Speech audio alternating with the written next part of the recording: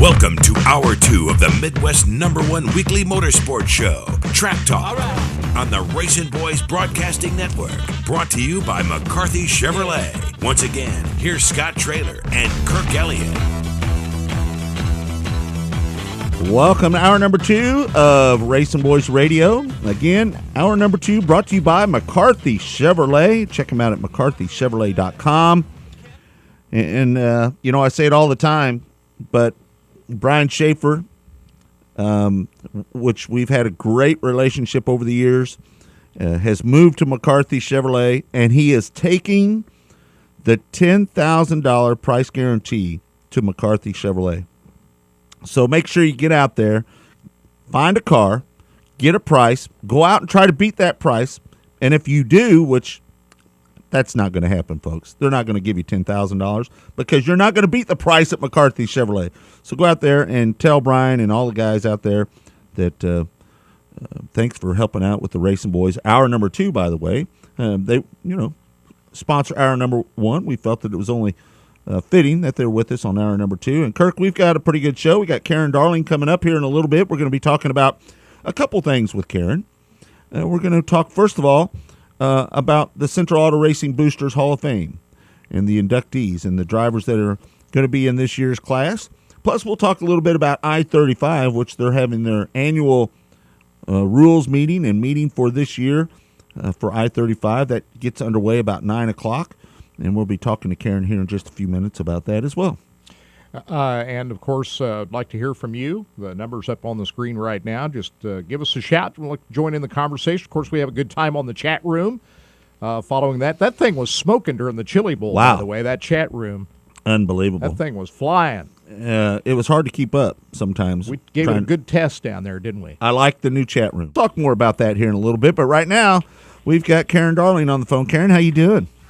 I'm doing just fine, thanks. So you're up north, and before we get into the Hall of Fame, let's talk about what you're doing today for I-35. This is your rules meeting, and it's just now getting underway. Tell us about that first. I'm here at the American Legion at Smithville, Missouri, for our driver's registration and track meeting. So right now, a bunch of the drivers are here just eating breakfast and registering, and we're going to have a meeting about what's going on, mainly introducing me as the new director of competition, and then we'll see what happens. First of all, before we talk about you being the new director of competition up there, what are you eating? Because I'm hungry. What do you got So up far, there? I haven't ate nothing. I want to know what Mike Johnson is. He serving up cheap food or good food? I want to know.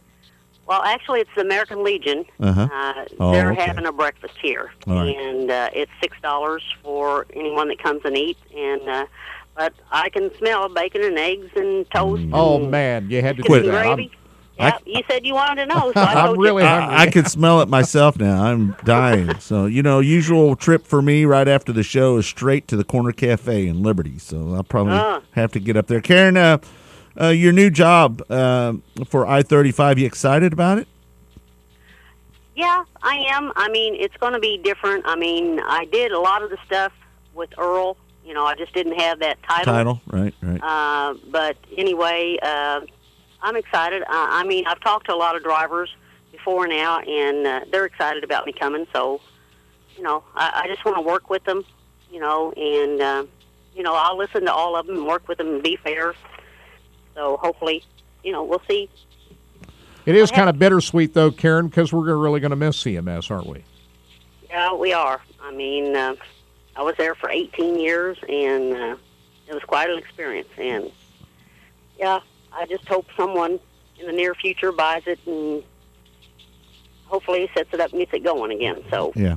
And we haven't heard anything that's going on. I mean, you always hear rumors, but you can't put anything on rumors. But hopefully someday, some way, somebody will open that track up and bring back the passion that Earl brought to that racetrack as well. And I got to believe that it's too good a racetrack to sit there and just go to waste, that eventually somebody will open that up. If it's not this year, hopefully it will be next year for sure.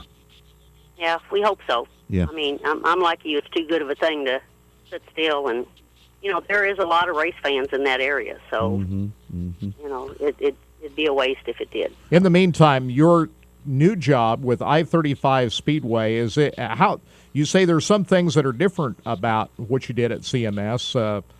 How does this new job you have with Mike and Kyle up at I-35 compare to what you did for Earl down at CMS? Well, Mike has given me full control, so the drivers will come to me with anything that they have. Basically, before I had to go through Earl, and actually I will go through Mike. I mean, I won't decide anything without his decision, but all the guys will go through me instead of someone else. And, like I said, I'm not a person that likes to fight, so, hopefully we'll get along peacefully. But I mean, I still have all the scoring duties too. I am still the head scorer. So, it's going to be an experience trying to do two jobs at one time. But, I'm kind of like Mike. I think I can do it. But you've been around racing long enough now, Karen. You know that there are going to be, since you're new up at I-35 Speedway, there are going to be some people trying to test your authority. Guarantee it, they're going to test you, right? Yeah.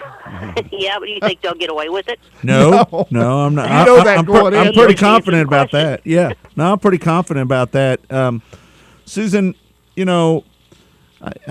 you've done so much for the sport. Now that you've got a new position now in the sport, you're the vice president of the Central Auto Racing Boosters, and we want to talk about the inductees that have been are going into this year's class for the Hall of Fame. Let's talk about the drivers. And first of all, your husband Rick Darling makes it in, and for a lot of people, he's an old school guy. As a car owner, engine builder, he's done a lot of different things in the sport. He's always been by your side, supported you as well, everything that you've done. Talk about the nominees and how proud of you of Rick getting into the Hall of Fame. Well, Rick, Rick is my husband, which I'm sure a lot of people know. Right.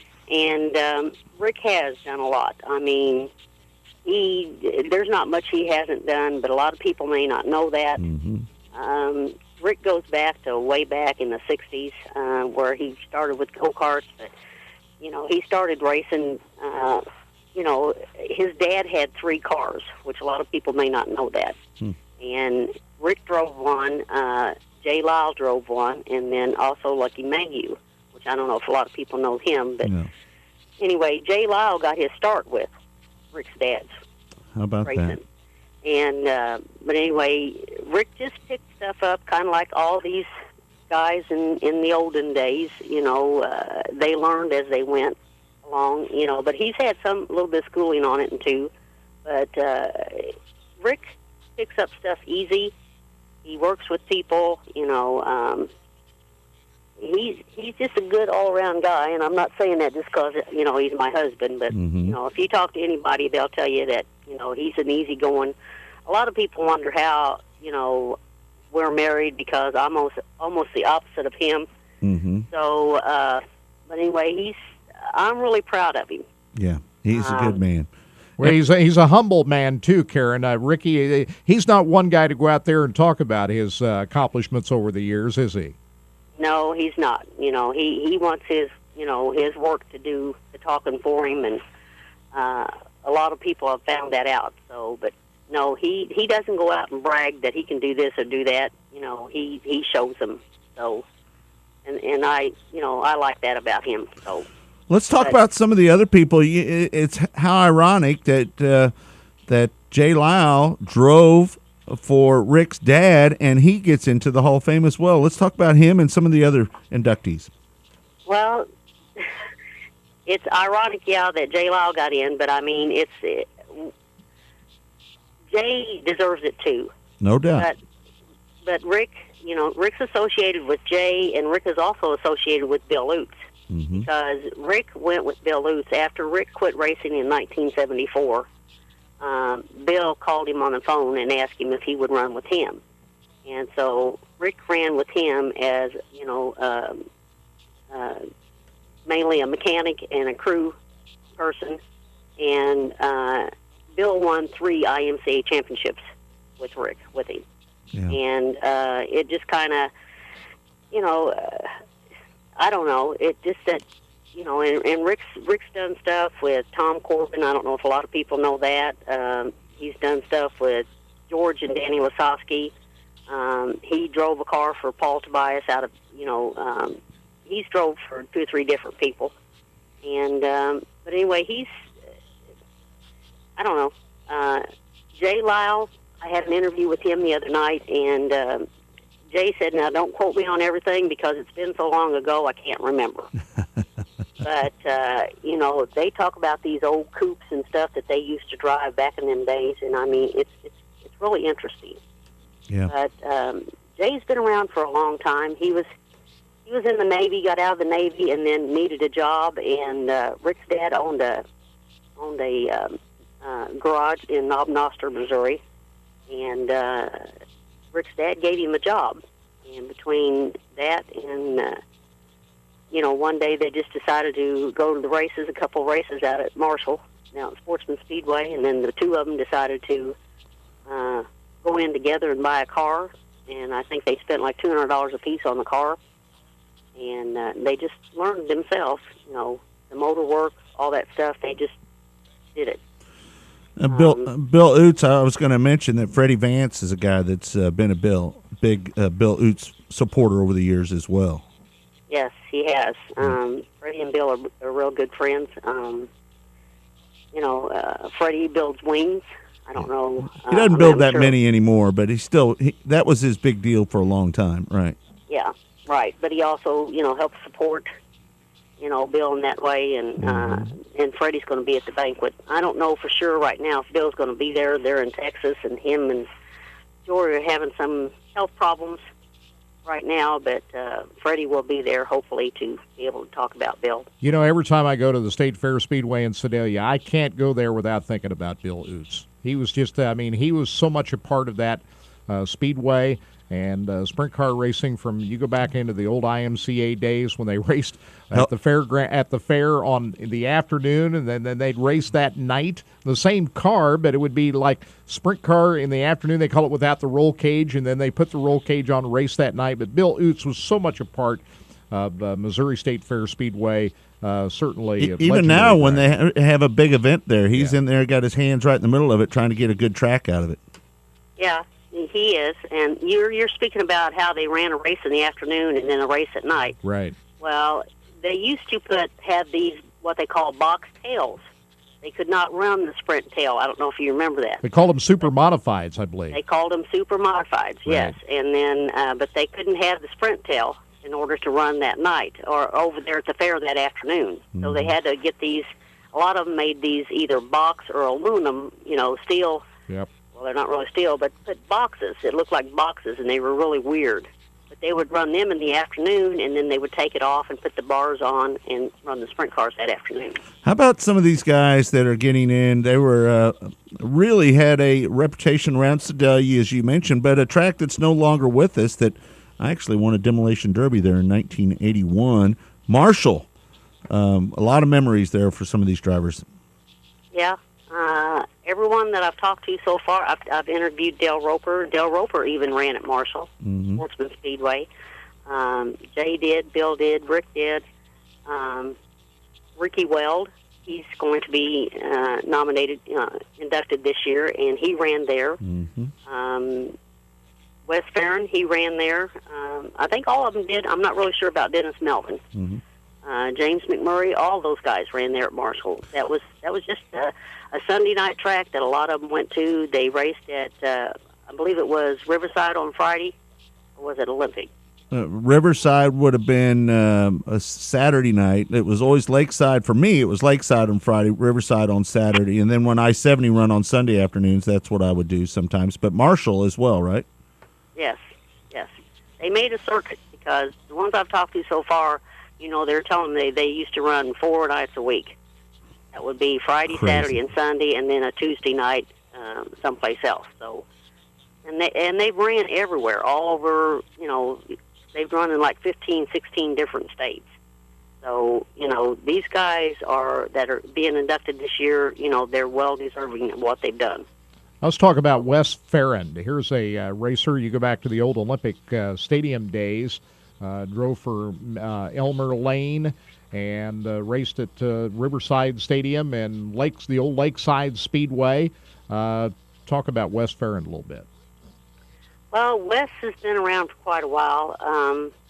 You know, he started out with Elmer Lane, and then he was also I can't remember his name now, that ran Riverside Stadium or Olympic Stadium. They had live TV a couple of times, and he was on there, and he won 3 features. You know, that they did there, but he's ran a little bit everywhere too, just like the rest of them, in Iowa, Topeka, Kansas. You know, these guys all have run basically the same circuit, is what I'm finding out. Mm-hmm. So, you know, and they're really not, you know, Wes, a lot of them won, some of them didn't win, you know, but it's just, Wes is an all-around good guy. I'm just sorry that we couldn't get him in before he passed away 2 years ago, but he was always supportive of the Hall of Fame, and, you know, he drove for a lot of good drivers, too. I don't have my notes in front of me, guys. I left them inside the building. I couldn't get any reception. That's I'm out okay. here in the car. So, Well, that's why people need to go to the Hall of Fame ceremonies, is so they can learn more about these drivers that are getting inducted, Got 'em. right? Right. And what we've done this year, the selection committee, I was asked by CARB board here last year to sit in on one of the selection committee meetings before and see exactly what they were doing, because basically we didn't have any guidelines or standing rules as to how things were done. And, you know, we just noticed that, you know, a lot of the guys just had a folder with their nomination in it and nothing else. And, you know, as to how to select them or whatever, you know, they really couldn't do anything if they didn't know them. So what I have done and the committee have done is that we have gotten in touch with all these people, either sent them some kind of information or called them on the phone and tried to get, you know, like documentation, any kind of newspaper articles, any kind of pictures, anything that, you know, can show us what they've done and what they've accomplished. And now we have a notebook on all of them. We went through like 50-some names. And, you know, we put some that, you know, that are eligible now and some that aren't eligible. You know, some, you know, number one thing is a CARB member has to nominate you. And some of them, you know, we had to send back because they wasn't a CARB member. You know, I'm sorry, but that's a, you know, that's the rule. That's the rule that has to, you know, to go by. And then another one is we can't do any self-nominations. You told me that has happened, hasn't it? Yes, that has happened. So we had to send them back a little thing, you know, saying sorry, but we need someone, you know, from CARB to nominate you. Get a friend to nominate you or something. Yep. Yeah. Well, that's what we suggested, and we gave them some names, you know, to have them do it or whatever. And actually, we got some people back that did do that. So, I see. okay, and then, you know, anyone can do this. Any driver, track employee, track owner, car builder, engine builder, car owner, mechanic, you know, crew chief, anybody, you know, sponsor, media person, even a fan, you know, who has contributed to the betterment of, you know, of racing, you know, in the state of Missouri and Kansas. Now, it used to be within 50-mile radius, but we changed that the last couple of years to where it's 100-mile radius. So that puts it, you know, where we have a lot of them. You can get down you get down around Joplin or Springfield that way. Yes, right. In Topeka, Kansas. Jeff City. Yeah, Columbia, right. Hey, so, and then also we put in a new thing here a couple of years ago, which this is how Gene Claxton got in last year and Dennis Melvin is this year. But nominees who have been out of racing for 2 years or longer will be considered automatically eligible, but active nominees, you know, will be considered eligible provided their contribution is and has been ongoing for a minimum of 20 years. I see. And that's how Gene Claxton got in last year, and so did Dennis Melvin, because someone nominated him, and they sent in all their stuff and, you know, was able to, you know, it was appropriate documentation that was submitted, and they were selected. Yeah. Well, I can verify that Denny Melvin was racing 20 years ago because he was driving for a friend of mine, Pat Black, North Hills Auto Mart.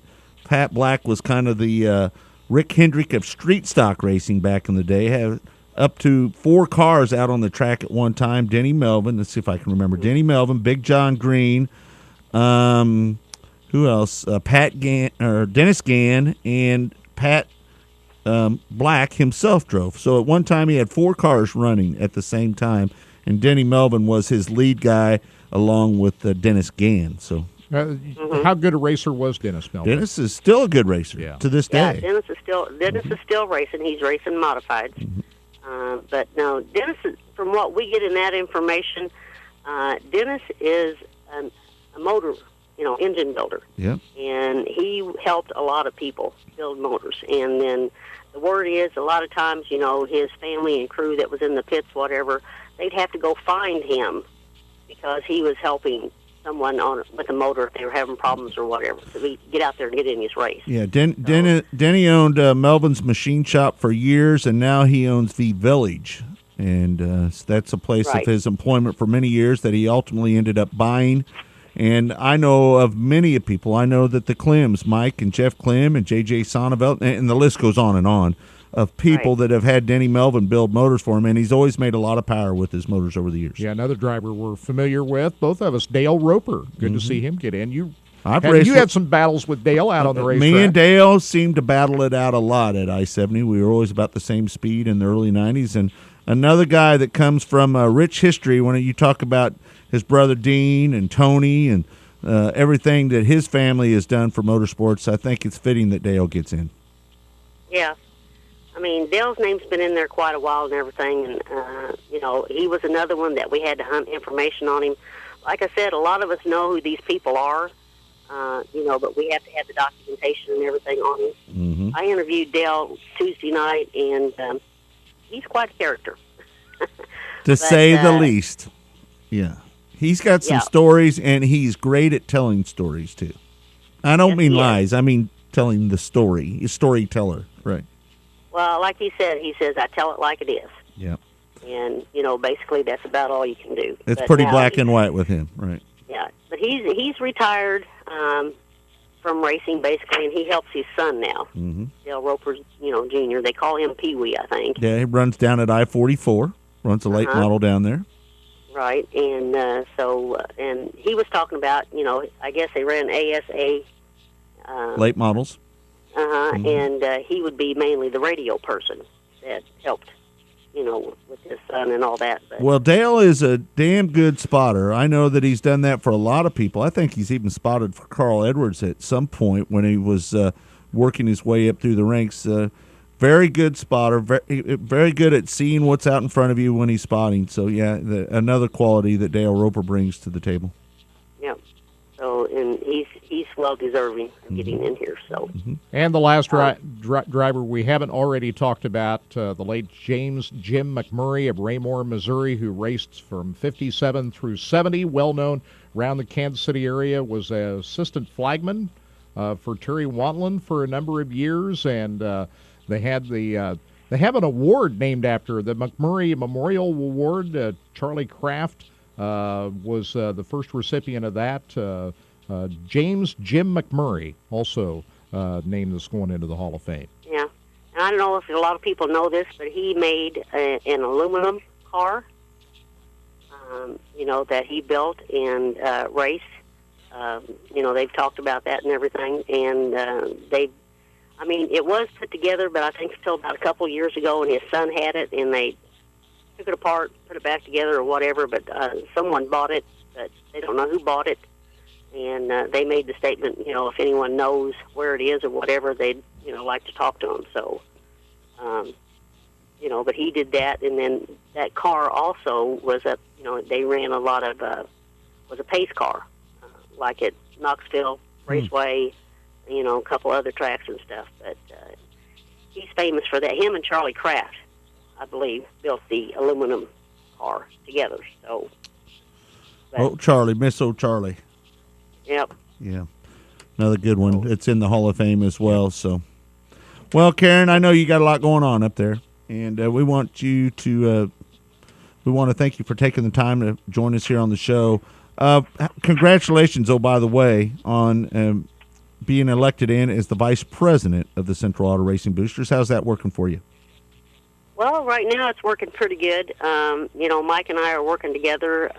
Our main goal is to, get support, CARB and get support going. We'd like for this to go, further, and we'll do anything.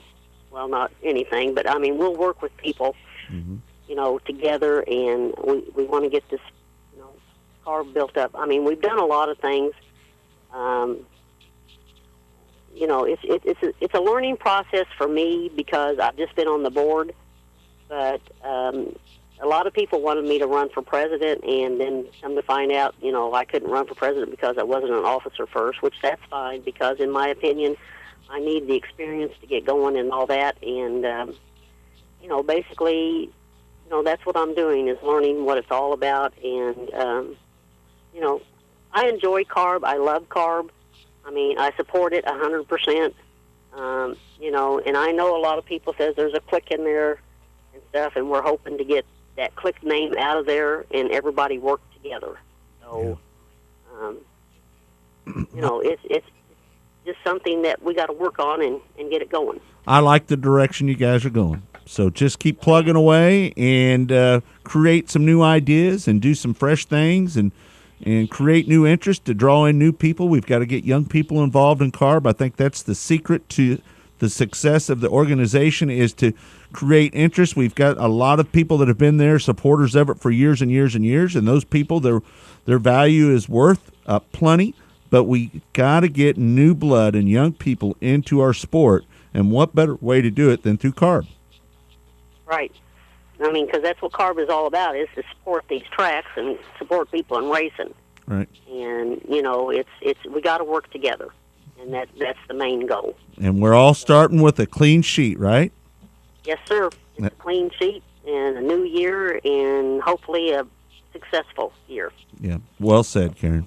Thanks, Karen, for your time. All right. Appreciate it. Well, thank you. All right. Have a good meeting up there today. Okay, and we'll talk to you guys later. Okay. bet. There's Karen Darling. Thanks, guys. All right. Thank you. Bye-bye. Bye. That's Karen Darling. She is the vice president of the Central Auto Racing Boosters, and she is going to be a huge asset to that organization. Not that she hasn't been, but now that she's in a more executive role, I think between her and Mike Johnson, I know that because of their working relationship up there at I-35,